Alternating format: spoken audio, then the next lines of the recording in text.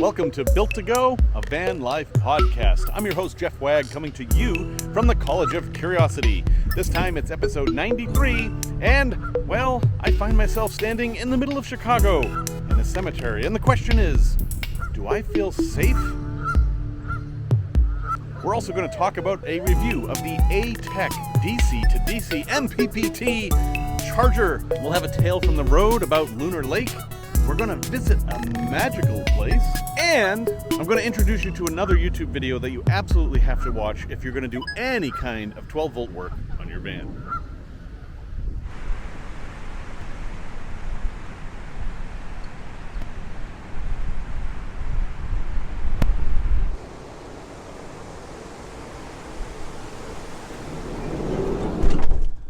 Whew. Yeah, I thought maybe, let's go to the beach and make a nice little podcast, except it's like crazy here. So we're going to do this one from in the van mostly. So in light of recent news, which has been fairly awful, at least in regards to what you see on the news about van life, the question has been asked many times, and I've answered it before, but I think it's time to address it a little bit more. Is van life safe? I mean, are we safe doing this? I mean, right now I'm in my van and I'm parked in a public park, which happens to be a beach in Chicago. I feel pretty safe. Now, I know what you're thinking. If you're not from Chicago, you think Chicago is the land of bang bang, dodging bullets every time you go to the grocery store, etc., etc., etc. And while our crime rate is horrible, our gun violence is terrible, our murder rate is just unacceptable, and these things have been going up recently, Chicago's not even in the top 25 most dangerous places in the United States. It's true. It's hard to believe, but it's true. Memphis, Tennessee, New Orleans, East St. Louis, these places are actually a lot more dangerous. But what does that mean for us in vans? There's an expression in the UK called safe as houses, and Depeche Mode famously used that in a lyric long ago. And there's this inherent sense we get that when we get home, we close the door behind us, whether it be an apartment or a house, and we think, I'm safe now. I'm safe in my house. And yet at the same time, we know that break-ins happen, bad things happen in houses, and in the case of the recent unpleasantness, and my heart goes out to all the families involved, domestic violence is a really big issue, and it doesn't matter if it takes place in the context of a van or in a home. It turns out, as I've said many times, that the word life in the hashtag van life follows you. So you have many of the same problems in van life that you'd have in regular life, and that includes domestic problems, some of which end tragically. I will pause here to say that if you are somebody who is in need of domestic violence help, feel free to contact me any way you would like, jeff@builttogo.com, that's 2 T's, not 3, not 1, or any other way, and I will provide resources for you. You can just couch it in the terms of a friendly conversation about vans, but I'll read between the lines, and I'll make sure that we can find a way for you to get what you need.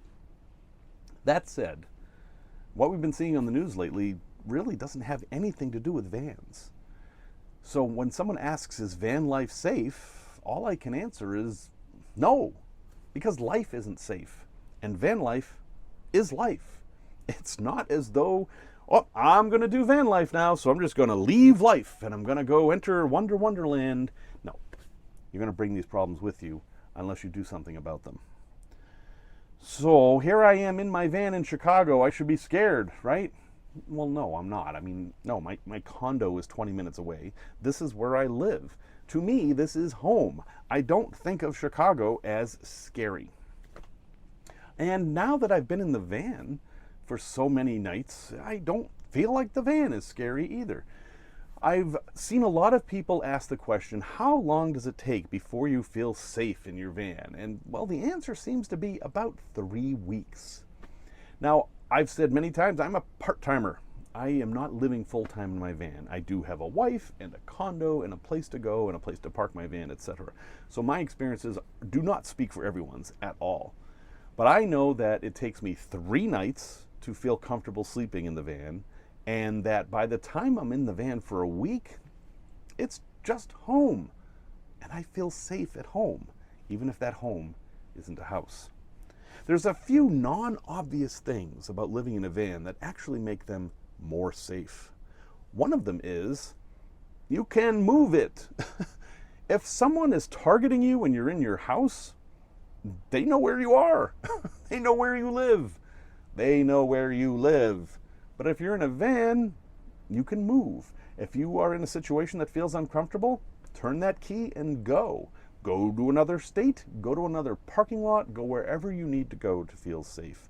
That's a huge thing for van life. And I know there's a lot of single women who are considering van life, but they're terrified of it. Yeah, bad things can happen. I'm not going to lie to you. You have to be careful. There are people out there that would like to hurt you. It's true for men too, although not to the same degree by any means. But that's true of regular life. It's true on public transportation. It's true when you go to work. It's a sad fact that we live with dangers. And van life doesn't increase those. There's a feeling that it might, right? Because you're in a strange place and what could happen, you don't know. We have internalized over the millions of years of our evolution that strange is bad, strange is dangerous, and that carries forth when you are parking on the side of the road in a state you've never been to before. But you are a little bit safer in those situations because, again, you can drive away. You're also in a steel box. I mean, if you are very concerned about this, you can secure the inside of your van more than just the locks will do. These doors here, these sliding doors, you can put a locking hasp on those so they can't be opened from the outside. The same thing with the back doors. And some people will even go so far as to chain the front doors together. You just basically find a way to attach a chain to each door, hook the chain up, and then they can't be opened. Yes, somebody can still break the glass, but that is very extreme and is not likely to happen. And at that point, you're in a fight. Now, I'm not going to talk about self-defense here. I've talked about it in other videos, and you'll find lots of people talking about that. In my experience, I only know, of all the van stories I've followed, I only know of one person who ever used their self-defense in the van, and they used it to attack somebody who was outside the van. I just don't think van life is all that scary. I don't. I'm in a very privileged position to be saying that, and I'm aware of that, but I would hate for someone to not try van life because they saw on the news that somebody was injured or killed while they were traveling in their van. There is one aspect of van life that does increase the danger for everybody involved. Driving. Driving is by far the most dangerous thing you're going to do in your van, unless you're into some dangerous recreational activities. But a thing that everybody in van life, whether they're driving an SUV or a schoolie or whatever, does is drives. And that is by far the most dangerous thing you can do. And yet we don't feel unsafe driving. We're just not really good at detecting whether we're safe or not. So drive careful. Listen to your gut to some extent, but when your gut is telling you that this is too scary to do, it's probably wrong. It really isn't that dangerous out there. And you should take precautions, and you should do what you need to do to feel safe. And I'm not saying your fear isn't real or isn't warranted. I'm saying that factually, statistically, van life is not the danger it might feel like it is.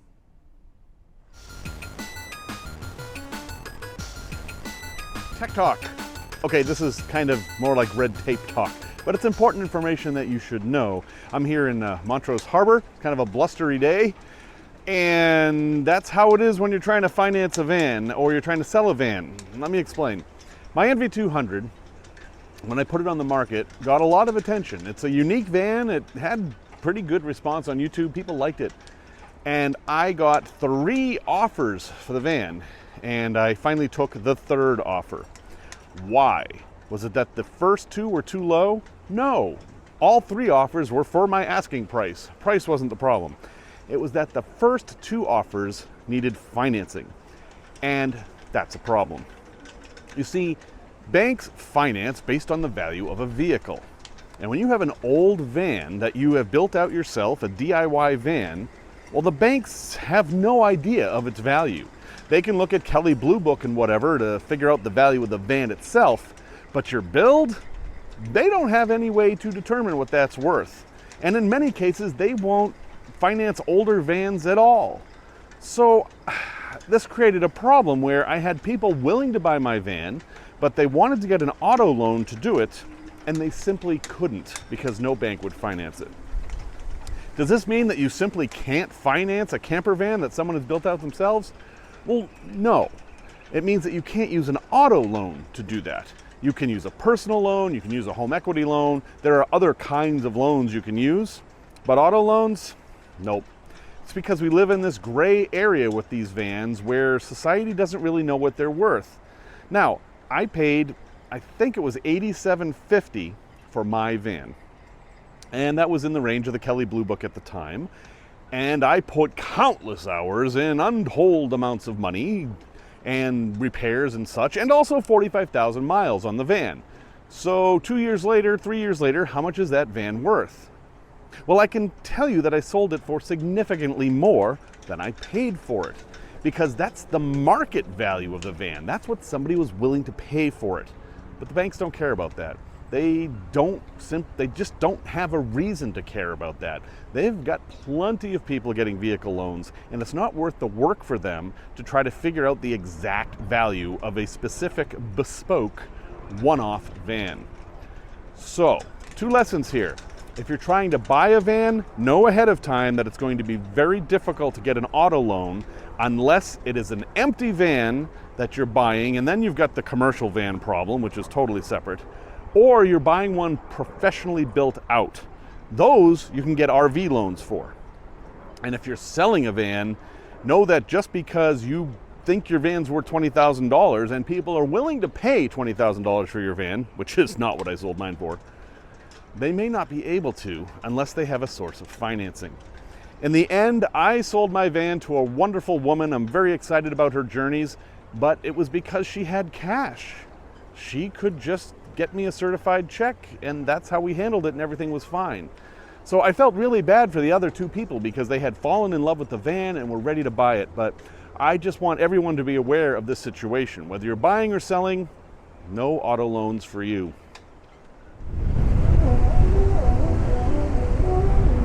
Tales from the road. So someone recently asked on social media, where was your favorite place to spend the night in your van? Or basically, what was your most memorable night? Well, a number come to mind. Most of them involve the times I'm able to travel with my wife, but not that. Let's talk about something a little different. There is one night that stands out of all the nights I've spent all over the country that was really special, and that was the night I spent at Lunar Lake. Lunar Lake is near Lunar Crater off of US 6 in Nevada. And it's a dry lake bed, which are not that uncommon in Nevada. I mean, you've got the Bonneville Salt Flats. Those are the most famous. This is a smaller one, but it's actually a much nicer one because while it's a salt flat, you don't get salt all over your van. It's very dry and very hard and very flat. And I was driving through that area, which is, as they say, the middle of nowhere. And I thought, well, I gotta stay somewhere. Why don't I just drive out into the lake? And I did. Now, I didn't actually do a lot of research as to whether this was BLM land or what. I knew it wasn't privately owned, and I figured, well, I'm going to be so far away from civilization that the chances of somebody driving up and say, you can't park here, is going to be pretty remote, especially for one night. And so I drove out there, and I was the only being that I could tell there was nothing else alive anywhere. I mean, there were some scrubby brushes along the edges, but no bugs, no birds, no mammals, no people. Occasionally I would see lights in the sky that might have been airplanes. All right, they were airplanes, but I also saw satellites and shooting stars and pieces of old rockets because it was dark. The Milky Way actually lit up the sand, so there was no need for a flashlight. You could see perfectly well at night. And then the moon came up, and it was actually bright out. It was stunning. But I think my favorite part was, other than having a completely quiet night in the van without any noise at all that I didn't create myself, was the morning. When I woke up in the morning, which was actually around 4:30 because I was so excited, I saw this amazing sunrise come up over the lake, and I was all alone out there, and I took my drone out for its first test flight. I have a video of that. It's not good. You don't need to watch it. It was literally just for me to see what would happen if I put up a video about a drone. But yeah, really a special thing, and something that I could only have done in a van. You can't really get there without a vehicle. It's too far away from anything, and I really couldn't have set up a tent or anything out there, so this was kind of one of those unique van life things. Now, I'm not recommending you go out there and camp there. You can, but I think that if a lot of people did it, it would get to be a problem. And I have had parking areas that I put on iOverlander get taken down because too many people went there. But man, what an amazing night. And I did have a strange thing happen. It was the morning, it was about 6 a.m. This lake is surrounded by mountains on 3 sides. And I was out there just kind of enjoying it, and I heard voices. I don't know where they were coming from, but I distinctly heard people talking, a man and a woman, and I would even say they were middle-aged, but I could see everywhere. So the only way I could hear that is if they were somewhere up in the mountains, too far away for me to see, and yet somehow the sound had made it down to the lake. I can believe that that happened, and I actually sent the drone up to kind of hunt them down. I was skirting around the edges like, where are these people? I thought maybe somebody had set up a campsite like kind of over the hills, but I never found any evidence of them, and I only heard the voices once. Is it possible there were no voices and I just thought I heard them? Absolutely. I am completely susceptible to audio pareidolia, as it's called. I can hear voices coming out of fans all the time, but I know that that's just my pattern-seeking brain trying to make something out of nothing, trying to find patterns in random noise. But it was still a little freaky, and well, yeah, I didn't change anything I was going to do, but I was kind of looking over my shoulder a little bit, mostly out of curiosity, but a little bit out of what the heck's going on. Anyway, I'd love to hear about your special moments you've had in your van. You can put something in the comments. I will totally read them. I love reading stuff like that. And look for those moments. I mean, that's kind of what it's all about. Think about those things and take little risks, and you'll find yourself having better and better moments in your van.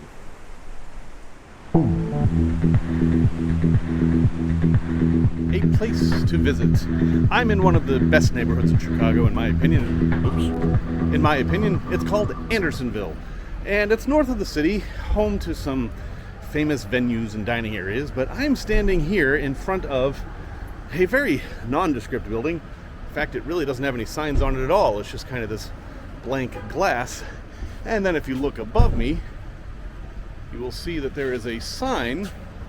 If you're watching the video and not listening to the podcast, you will see there's a sign that looks vaguely like a washing machine. Well, that's because what's inside this door is a laundromat. And you might say, Jeff, why are you sending me to Chicago to go to a laundromat, even if it's in a nice neighborhood? And the answer is that this laundromat, it's a little special.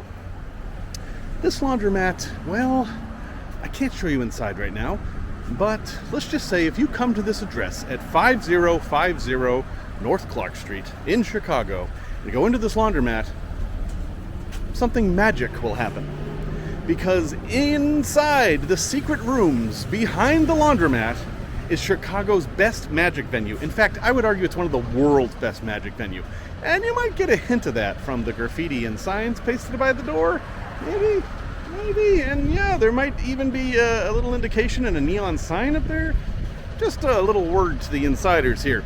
But yes, this is the home of the Chicago Magic Lounge, which is a place that's trying to revitalize Chicago's magic scene. Chicago used to be a really important place for magic, and they invented their own kind of magic called, well, Chicago magic, or Chicago-style magic. And it was a bar magic, usually, where the magicians would be behind the bar, and they'd, give you a beer and give you a trick. And they do that here. They also have stages where they do live shows. They have some fantastic magicians there, some of whom I know personally, and I can highly recommend this place. But invite a friend. Tell them to meet you at the laundromat on 5050 North Clark, and then just go inside and wait. And I'm not going to tell you anything. You have to figure it out. What do you do inside the laundromat? What would you do? I can tell you what I did. I pressed lots of buttons. Product review. Let's talk about the ATEM DC to DC MPPT charger. And what does all that mean? Well, it means this thing. This little box right here, it's very small, you can see my hand here, actually does all my charging. The way it works is this. I've got the solar panels on the roof, and I have the big alternator, and this thing takes power from the alternator and power from solar, and then charges my big 200 amp hour battery in the back. And it will basically choose whichever is better and use that. Now, it's a 40 amp charger, so that means it'll take 40 amps out of the alternator and throw all that into the lithium battery in the back. Now, if you look at the lights, you will see that there are charging profiles. You can choose AGM, lithium, lead acid, or calcium, which isn't something I've actually encountered, and it will charge the right way for that battery. Now, what do you do if you're driving on a sunny day? What does it do? Well, in that case, it will default to the alternator because it's going to get more power out of the alternator in most cases. It is a 40 amp charger, but, and this is a big but, it is limited to 25 volts. That means if you have more than one panel on your roof, you must wire them in parallel because you can't increase the voltage beyond 25 volts, and two panels in series would do that. I'm disappointed by this because it's an MPPT controller, and generally they can take high voltage. It's one of the main advantages of MPPT controllers, so I'm not exactly sure why it has this 25 volt limit. That said, it's about $200, and it is in most cases cheaper than a standalone DC to DC charger. So for that amount of money, you can have one pretty small box that'll take care of all of your charging needs. Now, why might you not want to do this? Well, having one box that does everything means that if something goes wrong, you lose everything. And that's not ideal. I would not recommend this for people who are going to go boondocking for 7 months at a time without any support. You probably want different components for that. Also, there's no reporting. There's a light on there that says it's charging solar, a light that says it's charging alternator, and a light that says it's full. But that's it. There's no percentage gauges, there's no current in-out gauges, and if you want any of that information, you're going to have to add your own, which is what I did. I put in a very inexpensive ammeter so I can detect current coming in and out, but I still don't know if my battery is full or not, because with lithium-ion batteries, you can't really tell just by the voltage. All that said, would I recommend this thing? Yes. For certain applications, this thing is actually pretty good. And in my application, I'm pretty happy with it. I certainly have space for separate components, but this fits under my seat. I can just ignore it. I can see the lights pretty easily when I need to, and then I can use separate battery monitors, which I've got on order right now, to monitor the health of my battery. So I'll have a link in the show notes. It's by ATEM Power, ATEM. And it could be a solution for you too. Resource recommendation. There's a gentleman on YouTube who had, still has, I think, an NV200, and like I used to have, and I started following him and enjoyed his build, and he just released a video that just knocks it out of the park. I mean, this is an essential video. I should create an essential videos playlist, and this would be on it. His name is Scott_PDX, and his video, which I will show little clips of right here, is about everything you need to know about wires and 12 volts and how to crimp things, and basically the beginner's package for understanding vehicular wiring. And if I've made this sound like it's going to be some long, drawn-out course or something, no.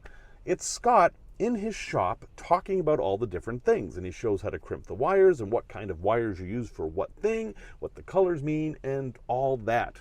It's very accessible, even if you've never done any wiring before. I highly recommend it. He goes through all the different tools he has, and he has a lot of tools, But he never says anything like, oh, you must have this $900 tool that we use to crimp this one thing. No, he's very practical. He's like, well, you can use this, or I have this. You get the widest gamut of possible ways to handle your wiring issues. Please check this video out, and he has an extensive list of affiliate links in there that will help you find the tool you want to buy. And please use those affiliate links. Support this content. I mean, not this content. I mean, please support that too. But also support content like Scott's, because it is exactly what the community needs. And a lot of people are going to be helped by it. So I'll have a link to the full video in the show notes. But if you're on YouTube and can see cards, it's right here. You can't always see cards. Scott, thank you for making this video. I've been doing 12-volt wiring for over 35 years, and I learned things from your video. I think anybody can, and it's been a real service. I'm standing in front of a shack in Chicago on the beach that says Daniel's Mexican Food. I don't know if you can see the sign up there, but I don't know the history of this place. It's just this, if you took this one shot, this one image of where I am, and guessed where I was, you would never guess downtown Chicago, but that's actually where I am. Anyway, the question comes up all the time. Do I get lonely while I'm on the road? And the answer is basically no. I never get lonely. Well, that's not true. I find that after a week or so of not having human contact, I'll try to find ways to chat a little longer with clerks, maybe talk to other people in their vans. But in general, at night, when I get in my van and shut the door, I'm in my happy place. I was just helping out Team Rubicon up in Wisconsin, as I talked about a lot in the last video, and I was with people all day long, and it was hectic, and it was work, and it was fun, and we were all coming together for a common goal, which is great. But at the end of the day, when I trundled off to my van and shut the door, that was wonderful. But that's me. I'm one of these people that when I'm with other people, it costs energy, or if you want to think in video game terms, it costs mana.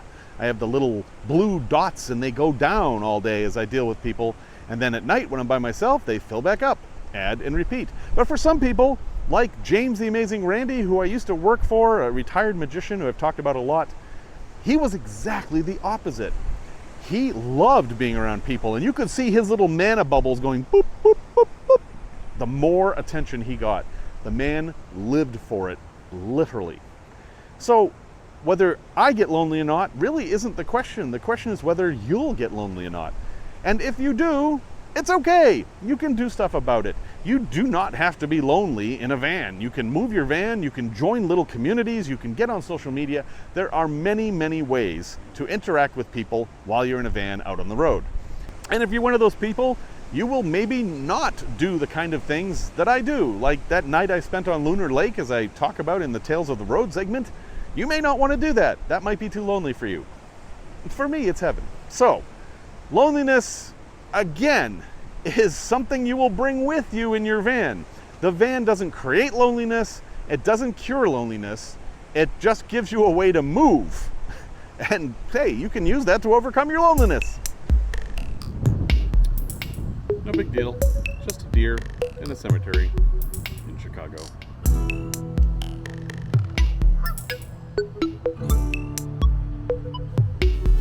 Well, I'm about to be killed by this group of geese, so I'd better hang up now. Music, as always, is by Simon Wagg and the Occasional Goose.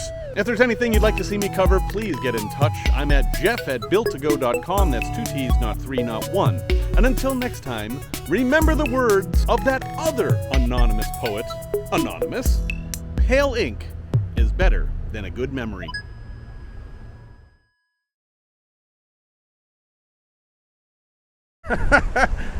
There ain't no windscreen gonna help you with this.